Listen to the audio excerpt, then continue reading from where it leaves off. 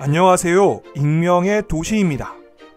진화론 이해하기 7번째 영상입니다. 영상을 시청하시기 전에 구독과 좋아요, 알림 설정 부탁드립니다. 지난 영상에서 자연선택에 의한 진화이론의 4가지 가설이 실증적으로 검증 가능하다는 것을 설명하였습니다. 오늘은 이 자연선택의 특성에 대한 이야기입니다.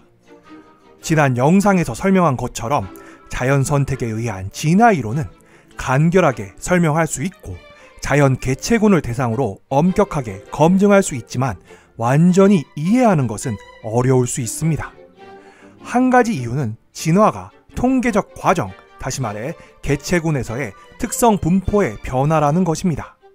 통계적 사고는 대부분의 사람들에게 자연스럽게 받아들여지지 않으며 자연 선택에 대해 널리 공유되고 있는 수많은 생각들은 부정확합니다.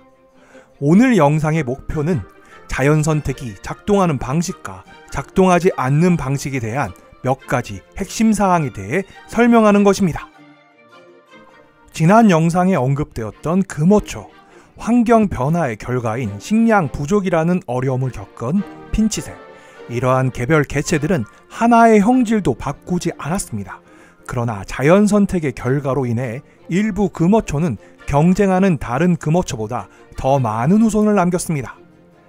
몇몇 핀치새들은 가뭄에서도 생존했고 다른 핀치새들은 사망했습니다.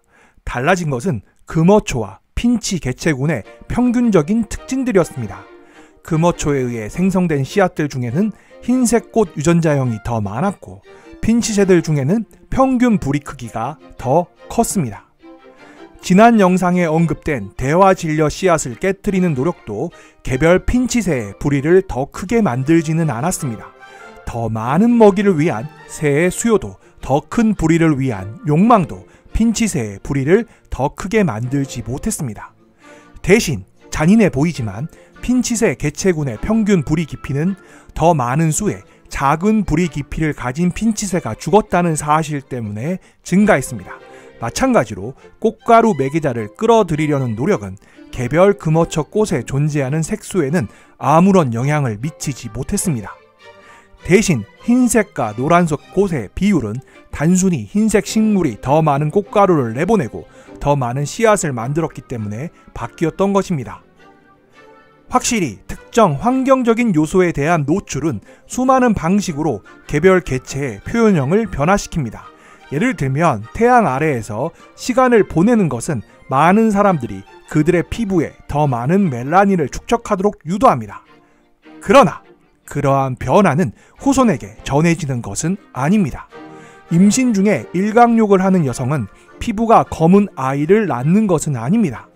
부모가 자녀에게 전달하는 것은 태닝이 아니라 유전적인 태닝 능력입니다. 앞서 언급한 것처럼 개체군에서의 변화가 환경적인 것에 기인하더라도 큰 몸집과 깊은 부리를 가진 핀치새는 가뭄 기간 동안 상대적으로 생존 비율이 높았을 것입니다. 그러나 이것으로 진화가 발생했다고 말할 수 없습니다. 자연 선택이 개체군에서의 표현형의 빈도를 변화시키지만 다음 세대에서 표현형의 분포가 자연 선택 이전, 다시 말해 가뭄이 발생하기 이전으로 되돌아갔을 수도 있습니다.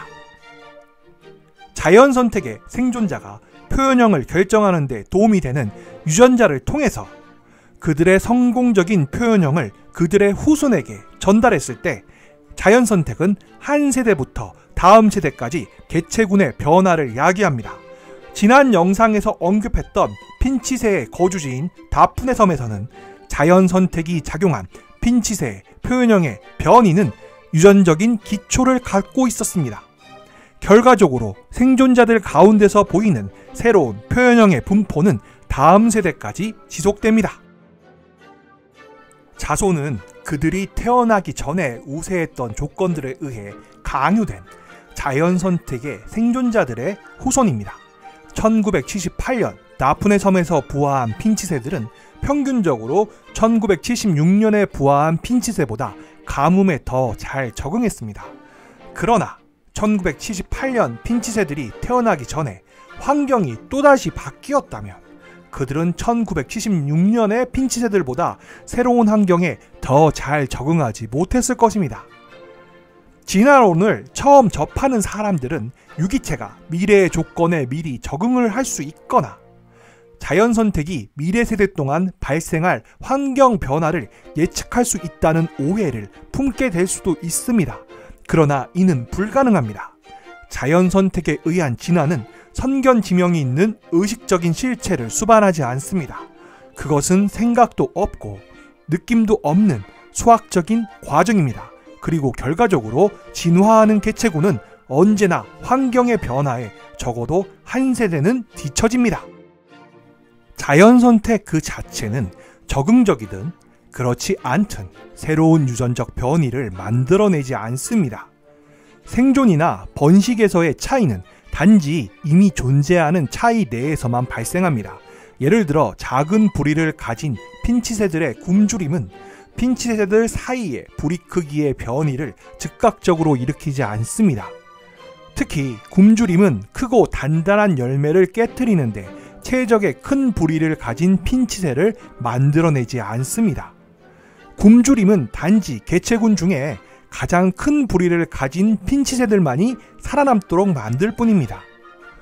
이것은 자연선택 하에서 새로운 형질이 진화할 수 없다는 것을 암시하는 것처럼 보일 수도 있습니다. 그러나 새로운 형질의 진화는 사실상 가능합니다. 여기에는 두 가지 이유가 있는데요. 첫째는 모든 종에 적용되며 두 번째는 성적으로 번식하는 종에게 적용됩니다. 모든 종의 번식 기간에 무작위적인 돌연변이는 새로운 대립 유전자를 생성합니다. 성적으로 번식하는 종의 번식 기간 동안 감수분열과 수정은 기존의 대립 유전자를 새로운 유전자형으로 재결합시킵니다. 돌연변이와 재조합은 자연선택이 나중에 분류할 수 있는 새로운 형질의 세트를 형성합니다. 이와 관련하여 2004년 미국 일리노이 대학에서 실시했던 연구에 대해 언급해 보겠습니다. 연구자들은 다음에 작물의 씨앗을 위해서 옥수수 알갱이에서 기름 함량이 가장 높은 식물을 파종했습니다. 시작된 옥수수 개체군에서는 오일 함량이 중량 기준으로 4에서 6%였습니다. 100세대의 자연선택 이후에 개체군의 평균적인 오일 함량은 20%였습니다. 다시 말해 현재 개체군의 전형적인 옥수수 오일 함량은 연구가 시작된 옥수수 개체군에서 오일이 가장 풍부한 옥수수의 오일 함량의 3배가 넘었습니다. 돌연변이, 재조합, 그리고 자연선택이 함께 새로운 표현형을 만들어냈습니다. 지속적인 자연선택은 기존의 행동, 구조와 유전자에 대한 새로운 기능의 진화를 초래할 수 있습니다. 식충식물이 이것의 대표적인 사례입니다. 벌레잡이 제비꽃 속의 핑구이쿠라 모라네신스는 잎을 덮고 있는 선모나 분미모에서 분비되는 끈적끈적한 액체로 작은 곤충을 포착합니다. 분비모는 식물에서 공통적으로 볼 수 있는 초식성 억제제로 이는 기존의 방어적인 형질이 먹이포에게 있어 새로운 역할을 하기 시작했을 때 벌레잡이 제비꽃 속이 처음으로 육식성이 되었음을 시사합니다. 이러한 가설과 일관되게 연구자들은 분비모를 벗긴 벌레잡이 제비꽃 속이 들판과 실험실에서 초식동물로부터 더 많은 피해를 입었다는 것을 발견했습니다. 이와 같이 참신한 방식으로 사용되는 형질은 굴절 적응으로 알려져 있습니다. 굴절 적응이란 우연의 일치를 나타냅니다. 굴절 적응은 자연 선택이 선견 지명이 있기 때문이 아니라 우연의 일치로 한 개체의 적합도를 증가시키는 것을 말합니다. 그러한 형질은 새로운 기능과 관련된 자연 선택에 의해 결국 완전히 새로운 구조로 정교해질 수 있습니다. 이러한 과정에서 발생하는 추가적인 수정은 2차 적응이라고 부릅니다. 잎이 덫으로 변형된 파리지옥과 잎 끝에 있는 덩굴손에서 발달한 낙하 트랩을 갖는 벌레잡이 풀은 벌레잡이 제비꽃 속과 같은 파리잡이 끈끈이를 갖는 조상으로부터 진화했습니다. 조금 전의 설명은 자연 선택에 의해 진화된 개체군이 시간이 지남에 따라 더 잘 적응하게 된다는 것을 보여줍니다. 그러나 진화가 완벽한 유기체를 낳지 않는다는 것을 깨닫는 것도 마찬가지로 중요합니다. 한 가지 이유는 개체군이 모순된 선택 패턴에 직면할 수 있기 때문입니다. 뒷지느러미를 생식기관으로 수정하는 수컷 모기고기를 고려해 보겠습니다. 한 연구 결과에 의하면 암컷 모기고기는 더 큰 생식기관을 가진 수컷 모기고기를 선호한다고 합니다. 그러나 포식자가 공격할 때 큰 생식기관은 말 그대로 수컷의 탈출 속도를 느리게 합니다.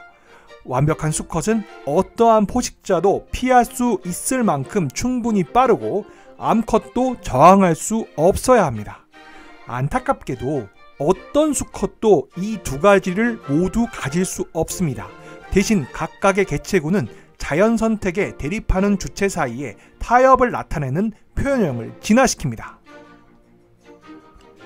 유기체가 완벽하지 않은 다른 이유는 자연 선택에 의한 진화가 이용 가능한 변이로부터 형질을 추출하여 그들의 몸을 형성하기 때문입니다. 다시 말해 환경의 변화에 대한 적응을 할 때 새로운 신체 기관이 하늘에서 뚝 떨어지는 것이 아니라 기존의 형질을 변형하여 적응해야 한다는 것입니다. 그 결과로 적응한 개체는 합리적으로 설계된 것이 아닌 예비 부품에서 조립된 것으로 보일 수 있는 것입니다. 자연 선택은 현존하는 변이들 사이에서 발생하며 모든 특성을 동시에 최적화할 수는 없습니다. 그것은 완벽함이 아니라 적응으로 이끄는 것입니다. 자연 선택에 의한 진화는 때때로 무작위적 혹은 우연적인 과정으로 특징 지어지지만 이것은 틀린 이야기입니다. 유전적 변이를 발생하는 과정인 돌연변이와 재조합은 표현형에서 발생하는 변화와 관련해서는 무작위적입니다. 그러나 자연 선택, 즉 변형된 표현형과 유전자형 사이의 자동적인 정렬은 무작위적인 것의 정반대입니다. 정의하자면 그것은 어떤 변이가 다른 변이들에 비해 생존과 번식에서의 자기적인 우위입니다. 이것은 자연 선택에 의한 진화가 환경에 대한 적응을 증가시키는 이유입니다. 그러나 자연에서 발생하는 자기적인 선택은 완전히 의식적인 의도가 없습니다. 다윈은 자연적으로 선택된 이라는 문구를 사용한 것을 후회했다고 합니다. 왜냐하면 이것이 일부 독자들에게는 지각이 있는 실체에 의한 결정을 암시했기 때문입니다. 그러나 자연 선택은 보이지 않는 손의 작업이 아닙니다. 그것은 그냥 발생합니다. 자연 선택의 무지향적인 특성은 이 그래프에서 분명하게 나타납니다. 이 자료는 지난 영상에서 언급된 다프네 섬에서 발생한 가뭄과 핀치새의 부리와 신체 치수의 변화를 보여주는 그래프입니다. 섬의 환경이 변화하면서 핀치새 개체군은 처음에는 한 방향으로, 다음에는 다른 방향으로 진화했습니다. 불운하게도 진화에 대한 진보적인 관점은 절대로 사라지지 않습니다. 심지어 다윈도 진화적인 관계를 논의할 때 높거나 낮은 단어를 절대 사용하지 말라고 스스로에게 상기시켜야 했습니다. 모든 현존하거나 화석화된 유기체들은 그들의 조상을 같은 원시 계통으로 거슬러 올라갑니다. 그리고 그들의 시대에는 모두 그들의 환경에 적응했고 생존하고 번식할 수 있었습니다. 어떤 것도 더 높거나 혹은 더 낮은 것도 아닙니다. 자연 선택에 의한 진화 이론은 때때로 비생물학자들에 의해 이 이론이 반복론적 혹은 순환적인 추론이라고 비판받습니다. 이 추정된 순환성은 적자 생존이라는 문구로 포착됩니다. 적자는 정의상 생존하고 번식한 존재들입니다.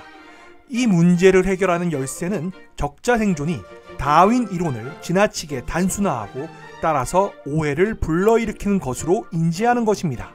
자연 선택의 본질적인 특징은 특정 유전적인 변이가 다른 것보다 더 낫다는 것입니다.